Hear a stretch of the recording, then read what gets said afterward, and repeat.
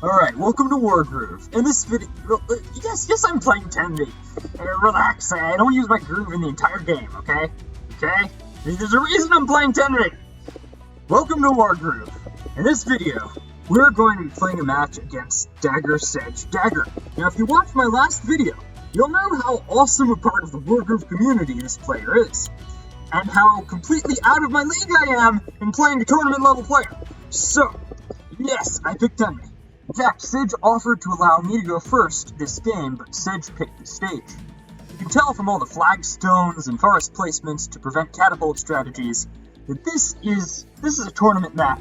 This is a competitive map. This is my first time ever on this map, and I had no idea what I was doing.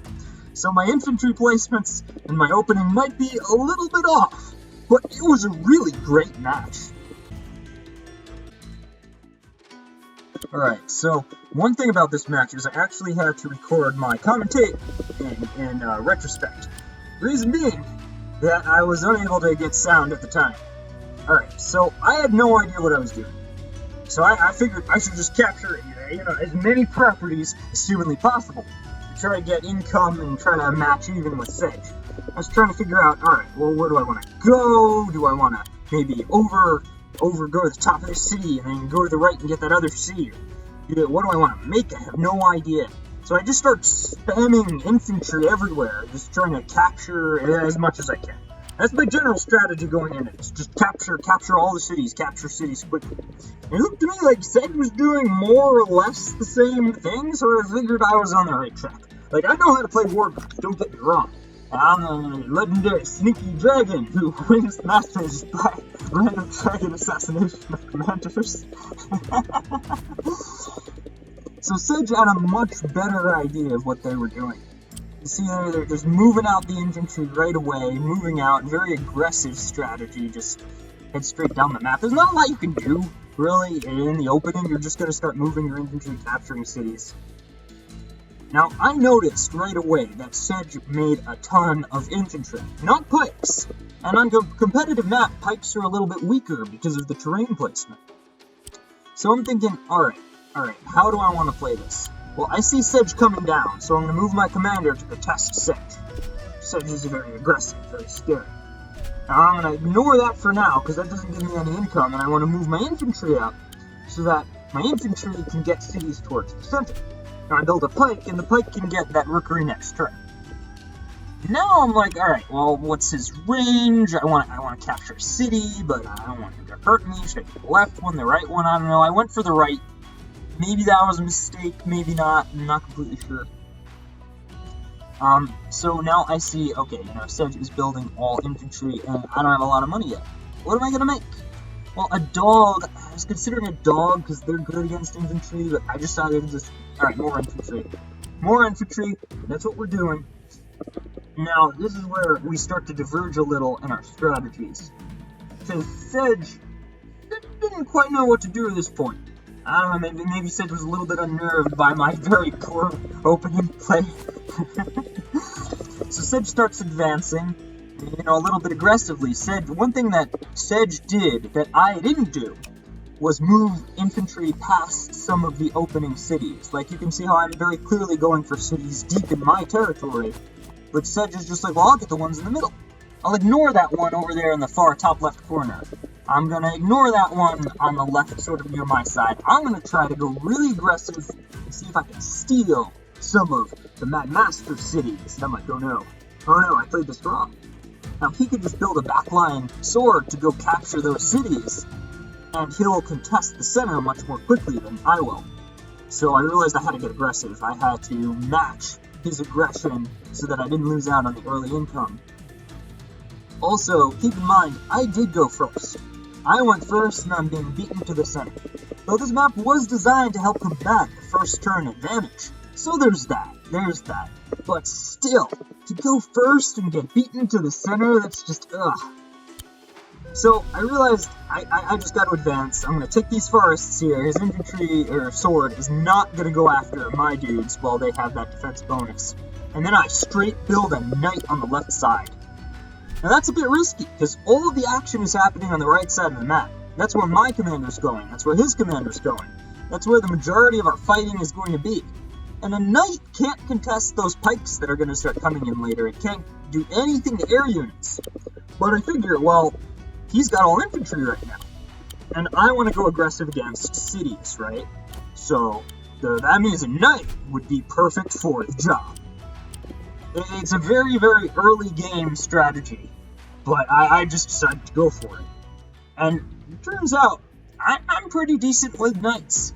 My pikes are not the best pikes, my archers are not the best archers, but my knights are alright, they're alright. Alright, now, Sedge is in a perfect position to start taking those cities. And he built an alchemist, which is interesting, because an alchemist isn't great against anything I've got. But an alchemist is probably really good on this stage in general, because you can heal your commander, take out air units. It has a lot of movement, so it can move through forests and capture villages. It's very good for his aggressive strategy. He could have built a knight, like I did, but I've got the pikes, and I don't know, maybe building a knight isn't so meta? I'm not sure. In any case, he decided not to go with the knight, went alchemist instead. So my infantry were a little bit less threatened, because even though an alchemist just wrecks infantry, you can have 2 infantry run up to an alchemist and smack it and win gold. Not units, but gold. You'll lose unit-wise, and since I only have 1 barracks over there, I don't know if that's okay. Now, taking a look at the map, like, I'm not doing, like, super duper great right now. Sedge has got more coverage, Sedge has got more deep cities. He's even got a city in my territory on the left over there. So I need to pick up the pace and, like, start gaining ground or I will lose. But, you know, like I said, this is a good player. Alright, so I know that my knight can crit take that city, and that's why I built it. So I'm going to take that village next turn, and then steal it back from him. And then I can start going aggressive on the left side of the map. Problem being, of course, that I'm kind of weak on the right, where the commanders are. I'm sure that won't end up hurting me in a few turns. I'm positive, totally positive. I will not regret any of these decisions. Nope. No, actually, this is a really good game. You'll see. This is an awesome game. All right. Let's see. Okay. So now it's my turn, and like I am ready for this. I'm like, all right, knight crit, village, mine. Awesome. Alright, now I take this infantry, do lots of damage, and now I'm just in a great place right now. On the left, I took my village back from Sedge. I hurt that infantry far more than it hurt me. I'm doing alright. But on the right, I'm not doing so great. I mean, you got he's just got more troops ready to fight than I do. And if I take that village, Sedge can take it back and charge his groove, and the last thing I want is to help Sedge charge his groove. So, like a coward who's afraid of a scary Sedge, I just hide in the trees. I don't touch the village.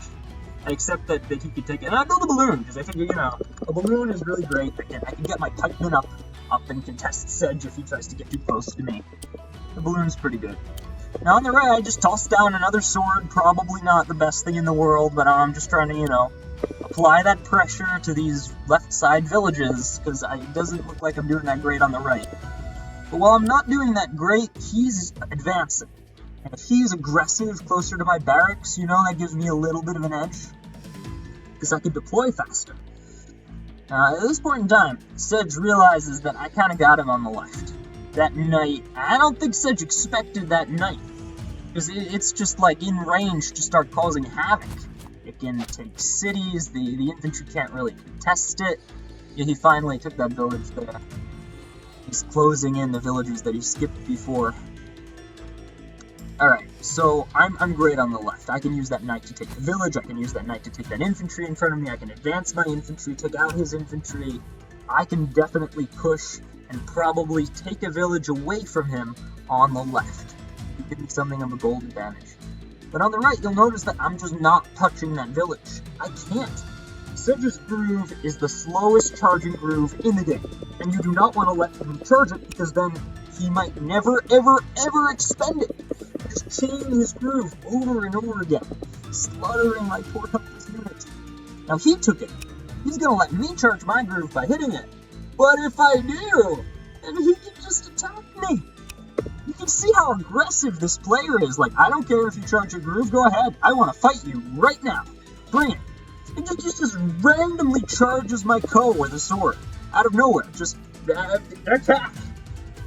This is why Sedge is so much fun to play against. You can never predict what they're gonna do.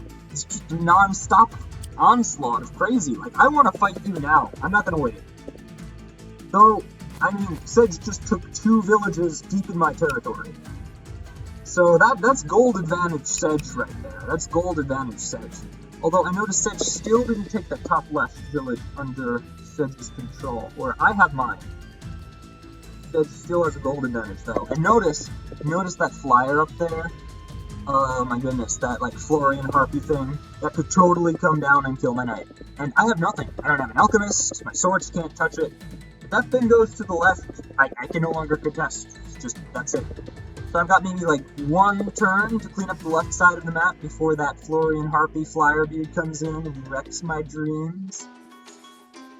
So I might as well take advantage of it. That's what I'm thinking. I took the range on it, and I could definitely get a nice, good knight crit off on that village and steal it away from him. And I'm like, alright, well, that's what I should do. I heal up my infantry, I attack his infantry, realizing that I might have just allowed, you know, that village to be taken from me and I lose 100 income. I just wanted to win the fight.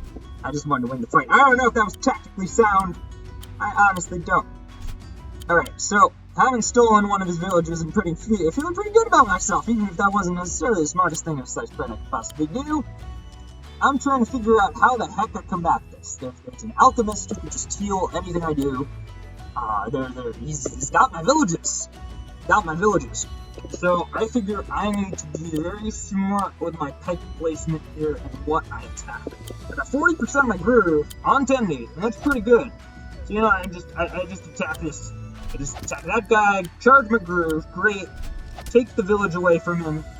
Hurt that sword. So now I'm in a much better position. All around, he has less units. 1 less village, I've got a chance. Now I just start setting up the pikes, like just straight. I put 1 next to him to set up the pike line, and another 1 down so that his alchemist can't just get a free shot on it. It's protected by the blimp. And if the alchemist goes for my blimp, then I can just pike the alchemist and get a huge advantage. So that's a pretty good defensive position right there, even if it is just classic pike spam. Next thing I do is I build a dog, like, right away, and a witch. I figure the witch can defeat that Florian flyer over there, and my dog is just fast. I needed a cheap, fast unit that I could build with a witch, and that's only a dog. I figure my dog can just run up, start attacking his straight infantry, maybe get hit on the alchemist, and then that'll let me hold the right a little bit. And if I get the witch up on the left, then I'll still be winning on the left. All good things. All good things. At this point in time, considering how the villages are arranged, you see, he did it. He went for the blimp, knowing that his alchemist would get pike crit. Just willing to do that, no question. No hesitation, just boom. That's how aggressive this player is. So much aggression. You'll notice that my knight is actually in crit range of Sedge's stronghold. Notice that? Did you notice that? I noticed that. There was nothing I could do about it, though, because, like, 1 knight can't take a stronghold. 2 knights can. 2 knights can totally take a stronghold. That's the thing. Alright, so, I apologize for some of the audio jumps here. Sedge was taking a while to think about his turn, so, help you speed things up, I cut through some of the waiting. But he was super aggressive, like, just taking my villages left and right. I was really afraid of that one on the right, because if Sedge takes out a village, that's the charge in his groove right there. Like, all this aggression. That flyer coming down to kill my knight. Pressuring my infantry off, because if I retreat the knight, I gotta retreat the infantry, and Sedge ended up taking that village that I used to reinforce my sword. Probably a mistake on my part, reinforcing the sword there.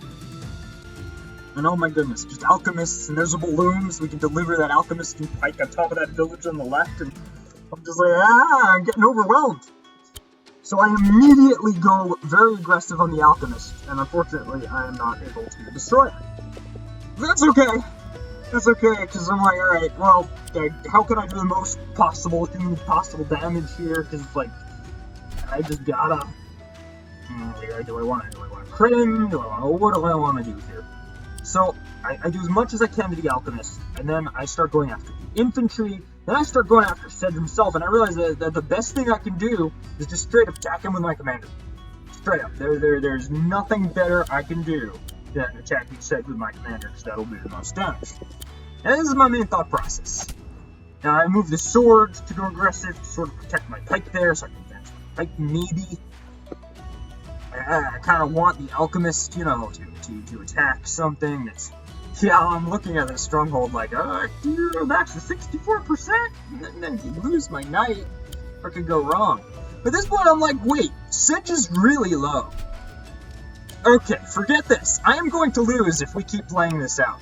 I lost on the left. I took too many villages on the right. I'm going to lose this game, but Sedge is super deep. I'm going to go straight for Sedge. Now, when I was, like, you know, trying to figure out where that flyer went before, I thought Sedge couldn't get to me. That's what I thought. I might have been wrong. So check out this witch positioning here. I'm trying to put the witch in a spot to block Sedge as much as possible. Sedge can't go through the witch. I don't think the Alchemist could destroy the witch. I could be wrong about that. Could totally be wrong about that. But if the Alchemist does destroy the witch, then Sedge has got to move up, and then my knight, and commander, and I'm just trying to do everything in my power to limit Sedge's movements.